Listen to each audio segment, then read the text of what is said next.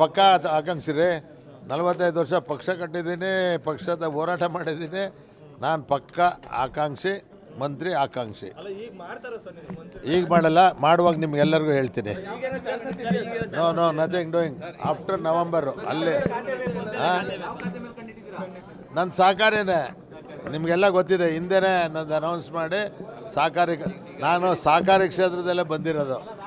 ರಾಜಣ್ಣಗಿಂತ senior ನಾನು. ರಾಜಣ್ಣಗಿಂತ senior. ರಾಜಣ್ಣಗಿಂತ ಮುಂಚೆನೇ ಜಿಲ್ಲಾ ಬ್ಯಾಂಕ್ ಅಧ್ಯಕ್ಷ ಆಗಿದ್ದೆ.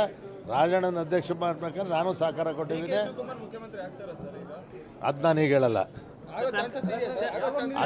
ಅದು ನಾನು ಹೇಳ. ನಾನು ಜ್ಯೋತಿಷ್ಯ ಅಲ್ಲ, ನನಗದು ಗೊತ್ತಿಲ್ಲ.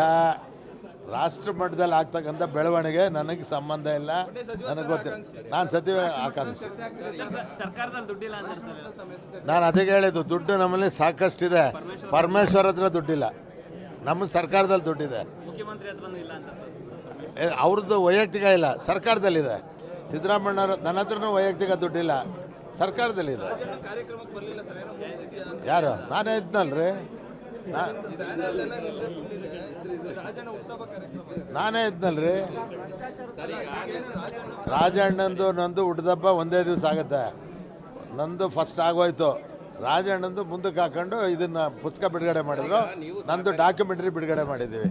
ನಾನು ಜಿಲ್ಲೆಗೆ ಮಾತ್ರ ಸೀಮಿತವಾಗಿ ಇಲ್ಲ, ನನ್ನ ಕ್ಷೇತ್ರಕ್ಕೆ ಮಾತ್ರ ಸೀಮಿತವಾಗಿದ್ದೆ. ಅವರು ಜಿಲ್ಲೆ ರಾಜ್ಯಕ್ಕೆ ಸೀಮಿತವಾಗಿದೆ ಮಂತ್ರಿ ಆಗಿದ್ದರಿಂದ.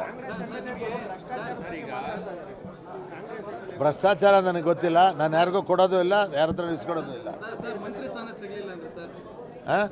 ಯಾರು ಹೇಳಿದ್ರೆ ಸಿಗಲ್ಲ ಅನ್ನೋಕ್ಕಾಗುತ್ತೇನೆ ರೀ? ಸೀನಿಯರ್ ಇದ್ದೀನಿ ರೀ ಜಿಲ್ಲೆಯಲ್ಲಿ. ಈಗಿರೋ MLAಗಳಿಗಿಂತ ಎಲ್ಲದಕ್ಕೂ ಸೀನಿಯರ್ ನಾನೇ. ಗೊತ್ತಾಯ್ತಲ್ಲ? ಸಿಗಲೇಬೇಕು, ಕೊಡಬೇಕು, ಕೊಡಲೇಬೇಕು. ಅದಾಮೇಲೆ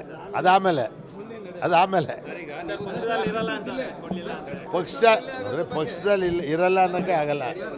ಅದಾಮೇಲೆ